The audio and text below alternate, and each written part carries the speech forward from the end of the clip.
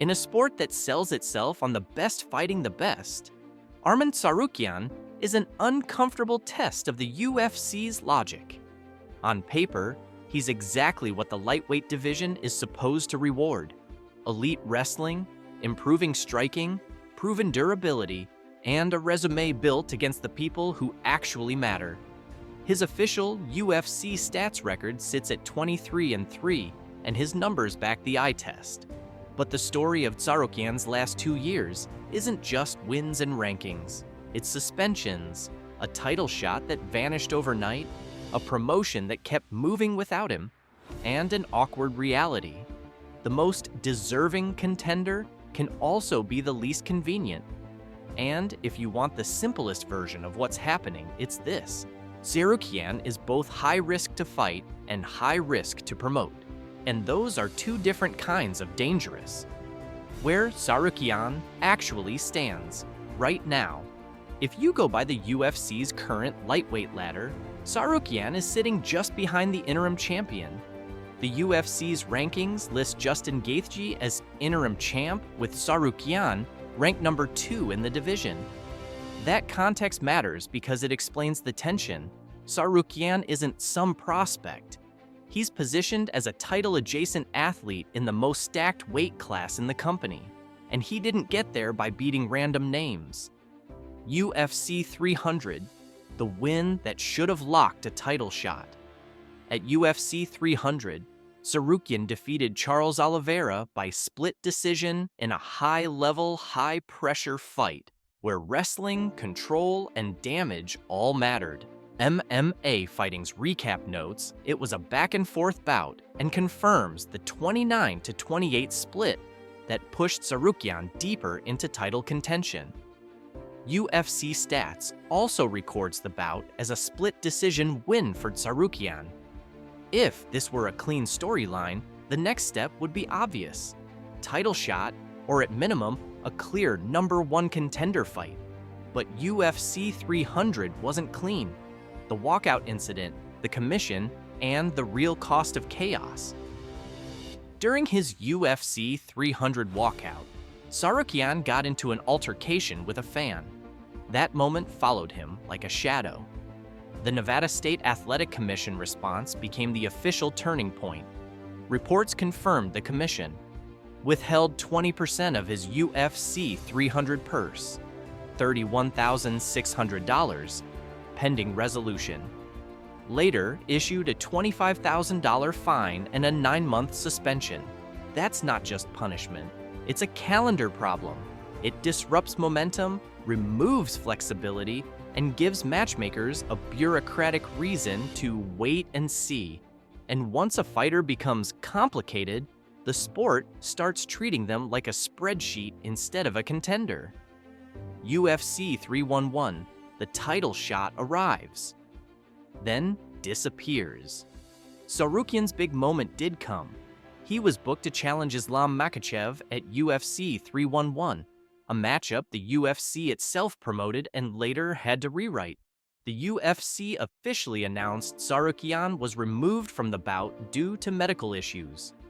After the event, the public tone changed sharply.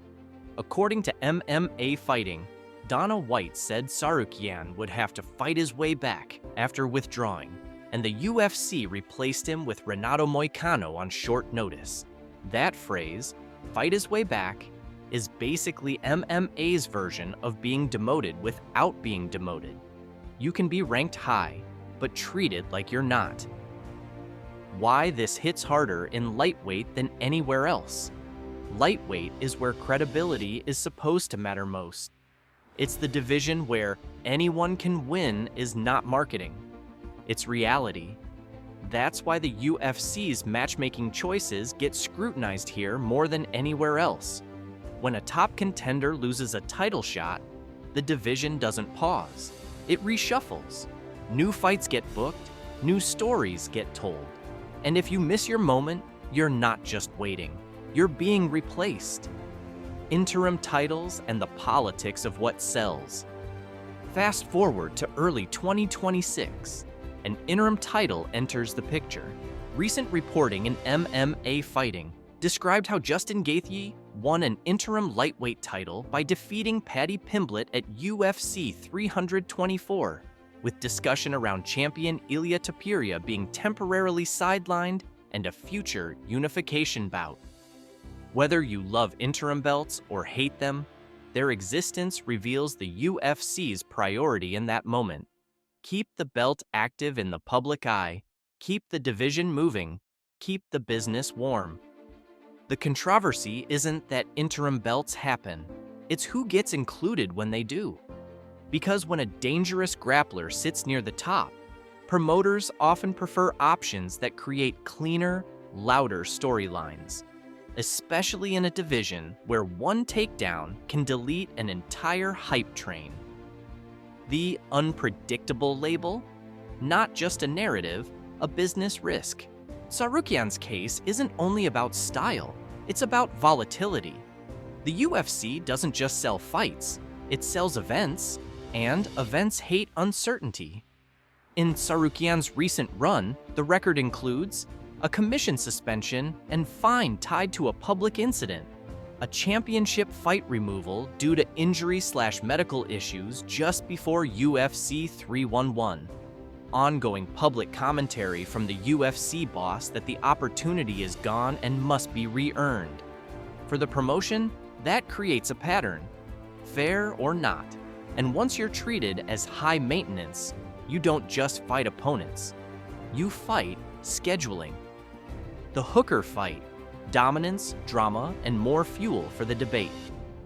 One of the most relevant recent data points is Tsarukyan's fight with Dan Hooker in Qatar.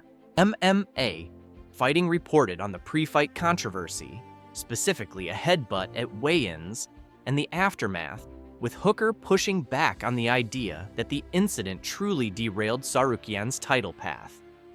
Hooker's point was basically, if the UFC was really furious, they wouldn't still reward the performance the way they did.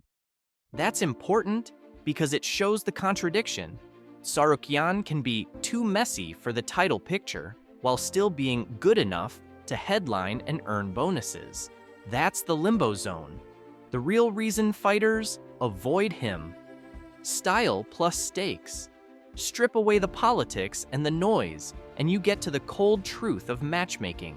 Tsarukyan is a difficult assignment for almost everyone in the top 10. If you're a striker, you risk being glued to the fence and controlled. If you're a wrestler, you risk being out-wrestled by someone younger and faster. If you're a hype name, you risk losing your momentum in a fight that might not look exciting to casual fans. That's why fans call it ducking, but fighters call it smart career management. Both can be true. So, what would fair look like now? A fair system would do one of these things. Book Tsarukyan in a true title eliminator against a top 3 or top 5 name, and publicly frame it that way. Guarantee the next title shot after a single win, so the division knows the rules. Stop pretending rankings matter and openly admit the belt is as much about business as sport. Right now, the UFC is doing something else, keeping Tsarukyan close enough to matter, but not close enough to dictate the schedule. And that's exactly why his story keeps getting louder. Conclusion: Arman Tsarukyan's situation isn't mysterious if you understand how the UFC operates. He's elite enough to deserve the shot. His record and wins support it.